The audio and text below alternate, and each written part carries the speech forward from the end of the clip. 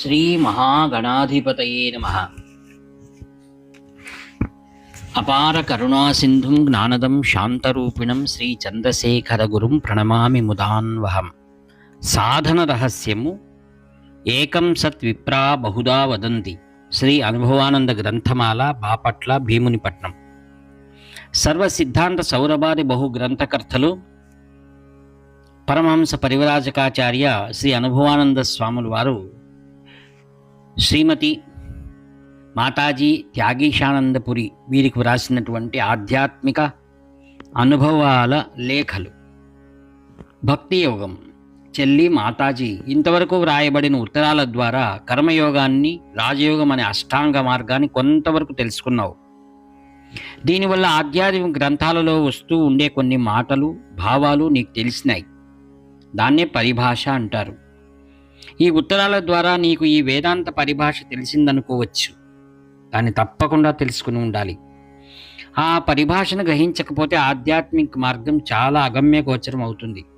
అసలు ఆధ్యాత్మిక మార్గం ఏమిటో, ఆ మార్గాన్ని ఎందుకు ప్రవేశించాలో, ప్రవేశించడానికి ఏ ఏ యోగ్యతలు ఉండాలో, ప్రవేశానికి మనకు సహాయం ఇవ్వగల వారెవరో, అతగాని లక్షణాలు ఎలా ఉంటాయో, ఇంత ప్రవేశించిన తర్వాత ఎట్టి అనుభవాలు వస్తాయో, వాటిని గుర్తించేది ఎలాగో, ప్రస్తుతం మనకు అట్టి అనుభవాలు ఏవైనా వస్తున్నాయో లేవో, ప్రస్తుతం మన స్థాయి ఆధ్యాత్మిక రంగంలో ఎక్కడ ఉందో, ఇంకా ఏ ఏ లక్షణాలు ఉన్నాయో, వాటిని ఎలా సంపాదించాలో మొదలైన సహస్ర సంఖ్యగా ఉండే ప్రశ్నలకు సమాధానాలు సక్రమంగా పొందటం ఏముందో అది అవసరం కాదు మరి. లేకపోతే అడుగడుగుకు సందేహాలే. ఈ సందేహ పరంపరలో అడుగు సాగదుగా. అందుచేతగా మనం ముందుగా ఈ విషయాలు తెలుసుకోవడం చాలా అవసరమని పెద్దల సలహా. ఇలా రాబోయే అనుభవాన్ని ముందుగా తెలుసుకోవటాన్నే పరోక్ష జ్ఞానం అన్నారు. ఈ పరోక్ష జ్ఞానంలో ప్రత్యక్షంగా లేదంటే ఆయా అనుభవాల స్థితిగతులను అనుభవజ్ఞుల నుండి వింటున్నామన్నమాట. అర్థం చేసుకొని మనం ఉపయోగించుకోవటానికి ఉంచుకుంటాం. ఇలా దాచి ఉంచుకున్న వినికిడి జ్ఞానాన్ని ప్రత్యక్షంగా మనకుగా అనుభవానికి తెచ్చుకొని ఎప్పుడు ఆనందిస్తామో అప్పుడు దాన్ని అపరోక్ష జ్ఞానం అంటారు. ఇప్పుడు ఈ పరోక్ష జ్ఞానానికి అపరోక్ష జ్ఞానానికి ఉన్న తారతమ్యం నీకు బోధపడిందా? సరే, ఈ రెండు జ్ఞానాలకి భేదం తెలిసింది. కానీ ఈ పరోక్ష జ్ఞానానికి ముందు చెప్పబడిన ప్రత్యక్ష జ్ఞానం అనే దానికి భేదం ఉందా, లేక రెండు ఒకటేనా అంటావు? ఆ రెంటికి భేదం ఉంది. కొంచెం కాదు, చాలా భేదం. పరోక్ష అపరోక్షాలకు భేదం కొంచెమే. ఎలాగంటే పరోక్షంగా ముందు తెలుసుకున్న దాన్నే అపరోక్షంలో అనుభవంలో తెలుసుకుంటూ ఇంకా ఎక్కువగా గ్రహిస్తాం. అలా కాదు. ఈ ప్రత్యక్ష అపరోక్షాల ప్రత్యక్ష జ్ఞానం అంటే ఏమిటో మొదటి ఉత్తరంలోనే చెప్పాను. ఏమన్నాను? మన 10 ఇంద్రియాల ద్వారా గ్రహించే ప్రపంచ జ్ఞానం ఉందో అది ప్రత్యక్ష జ్ఞానం అని అప్పుడు చెప్పాను కదా. అలా కాదు. అపరోక్షం అంటే ఇక్కడ ఆ ఇంద్రియాలు లేవు, ఆ ప్రపంచం ఉండదు. మరి అది ఎలాగంటావు? అపరోక్ష జ్ఞానం అంటే ప్రాపంచిక విషయం కాక భగవద్ విషయం అన్నమాట. ఆ భగవంతుని తెలుసుకోవటానికి ఈ మన స్థూల ఇంద్రియాలే అంటే లోకాన్ని తెలుసుకోవాలి. కానీ సూక్ష్మాతి సూక్ష్మంగా ఉండే ఆ భగవంతుడిని గ్రహించలేము. అసలు స్థూలత్వం అంటే ఏమిటో కొంచెం చెబుతాను.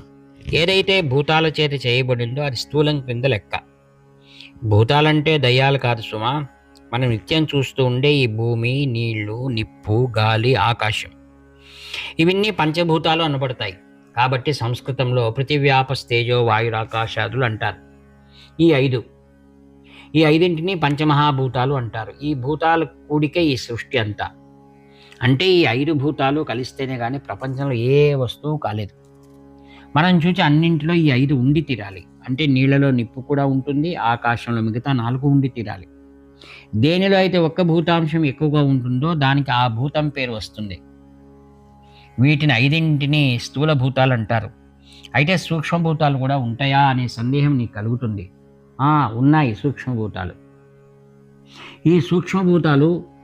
ఈ సూక్ష్మభూతాలని తన్మాత్రలు అంటారు శాస్త్రంలో. ఈ తన్మాత్రలు కంటికి గోచరించవు. యంత్రాలకు కూడా గోచరించిన ఈ సూక్ష్మభూతాలు ఆత్మవస్తువు నుండి మాయ ద్వారా కలిగాయి. అవి మరలా వాటిల్లో అవి కలిసి స్థూలమైనాయి. ఈ కలయిటాన్ని శాస్త్రాలలో పంచీకరణం అంటారు. పంచీకరణం నీవు ఇదివరకు విన్న విషయమే, కానీ మరలా నీకు మరోసారి చెప్తాను విను. భూతాలు తన్మాత్ర రూపాలుగా మొదట ఉన్నాయన్నాను. వాటిని పృథివ్యాపస్తేజో వాయురాకాశ అన్నాం. ఇవి తమలో తాము కలిసి స్థూల భూతాలైనాయి. ఈ కలయిక ఎలా పడితే అలా కాక ఒక క్రమ ప్రకారం అవుతుంది. ఆ క్రమం తప్పటానికే వీల్లేదు. ఆ క్రమాన్నే పంచీకరణం అంటారు. మొదట ఈ 5 భూతాల్లో ఒకదాన్ని తీసుకుందాం. ఆకాశం అనుకో. స్థూలమైన ఆకాశం ఎలా ఏర్పడిందో మొదట తెలుసుకుందాం. సూక్ష్మంగా ఉన్న ఆకాశాన్ని మొదట సగం చేద్దాం. అలాగే తక్కిన 4 భూతాలను కూడా సగం సగం చేద్దాం. ప్రతి భూతంలో ఒక్కొక్క సగాన్ని వేరువేరుగా ఉంచుతాం. ప్రతి భూతంలో ఉండే రెండో సగాలను మరలా 4 భాగాలుగా చేద్దాం. అంటే ఈ ఒక్కొక్క చిన్న భాగం మొత్తం భూతంలో 8వ వంతు అయిందన్నమాట. మొదటనే వేరుగా ఉంచిన ఆ ఆకాశభూతం యొక్క అర్థభాగంలో తక్కిన భూతాల 8వ వంతు భాగాలను ఒక్కొక్క భాగం వంతును తీసి కలిపివేయాలి. అప్పుడు ఆకాశభూతం సగం భాగం, వాయువు 8వ వంతు భాగం, అగ్ని 8వ వంతు భాగం, అలాగే 8వ వంతు జలం, అలాగే భూమి కలిశాయి. మొత్తం ఒకటిగా మరలా ఆకాశభూతం లెక్కకయింది. కానీ దానిలో తక్కిన భూతాలు కూడా అర్ధ భాగం వరకు కలిసి ఉన్నాయి. ఇలా ఇతర భూతాలతో ఈ లెక్క ప్రకారం కలిపి ఉన్న ఆకాశభూతాన్ని స్థూల ఆకాశభూతం అన్నారు పెద్దలు. ఇలాగే ఈ క్రమం ప్రకారమే వాయువు సగం భాగం, తక్కిన 4 భూతాల్లో 8వ వంతు భాగాలు చేరి స్థూలమైన వాయుభూతమైంది. తక్కిన అగ్ని, జల, పృథ్వీ భూతాల స్థూలత్వం కూడా ఇలాగే ఏర్పడిందని తెలుసుకో.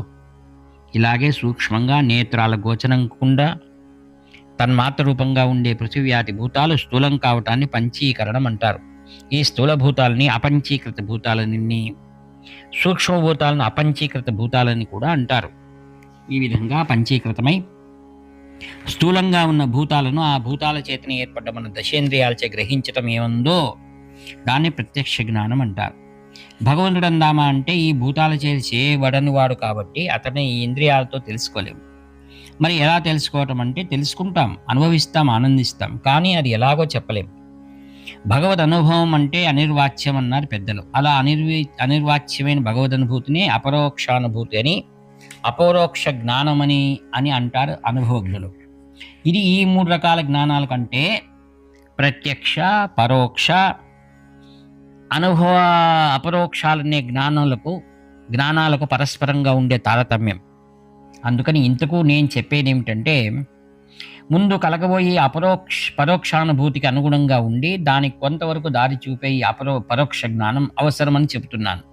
ఇలా పరోక్ష జ్ఞానం బాగా గ్రహించిన వాళ్ళు సాధారణంగా పొరపాటు పడరు. పండితులు అనేకులు ఉన్నారు కదా, వాళ్ళందరూ అపరోక్ష జ్ఞానంలో కూడా గట్టెక్కారా అనే సందేహం నీకు కలుగుతుంది.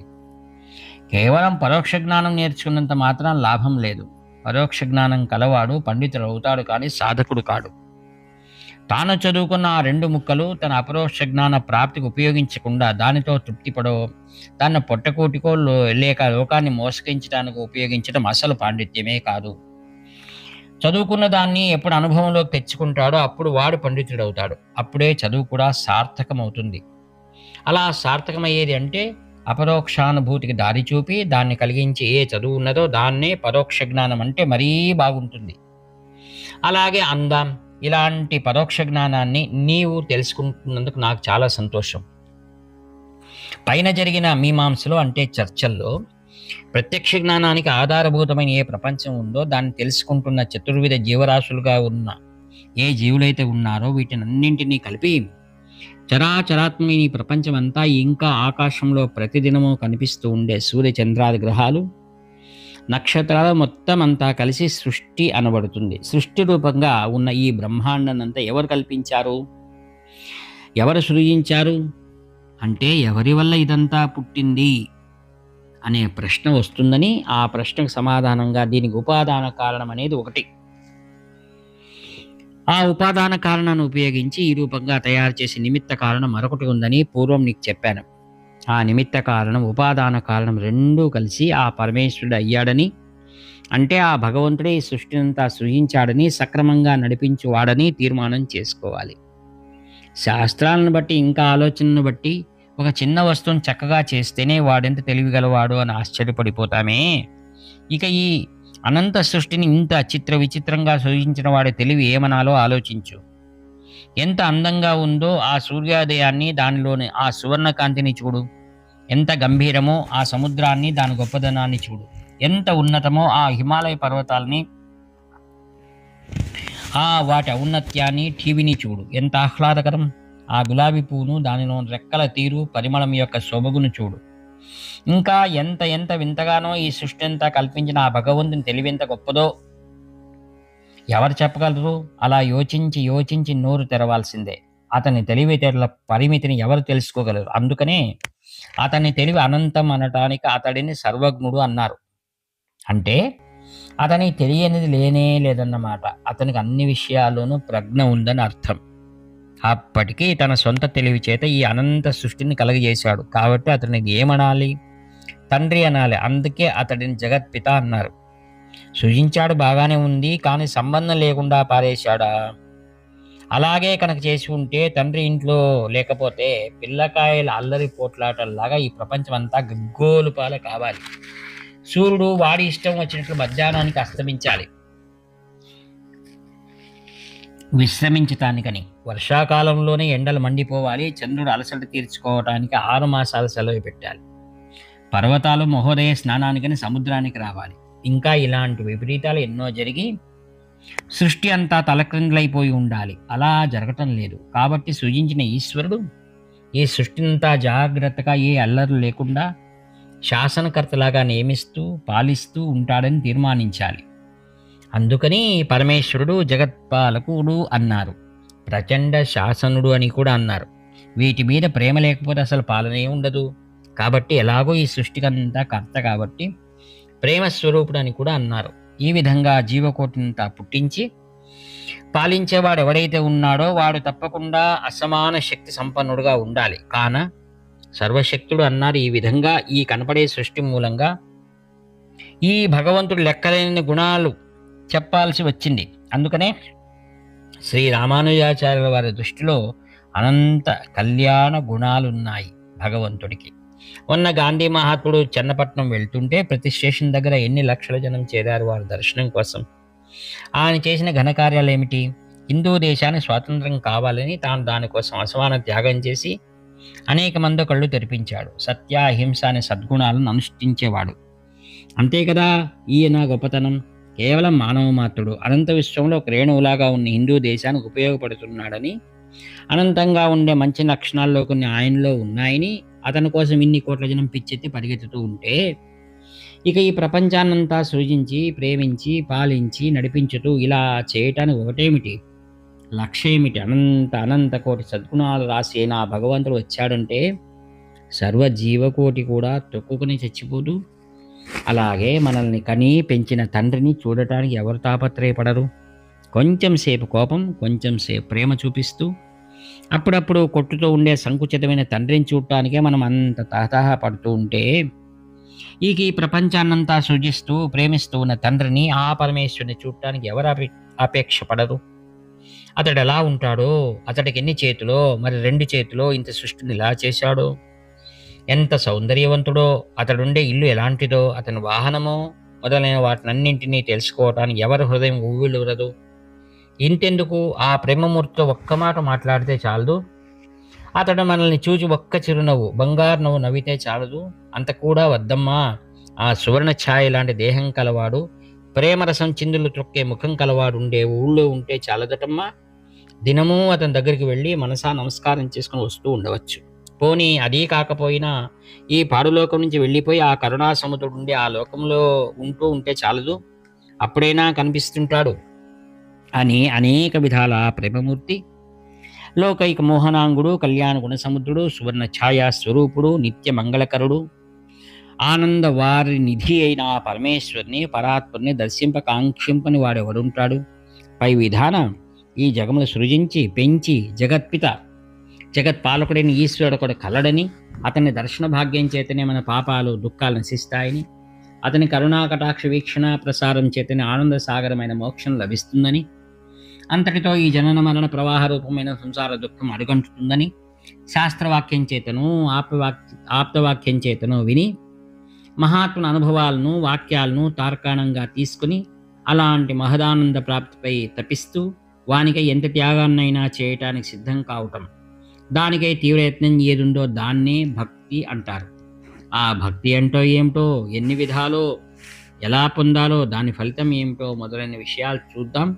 నేటికి ఇంతటితో ముగిస్తున్నాను. అనుభవం 10/2/1946.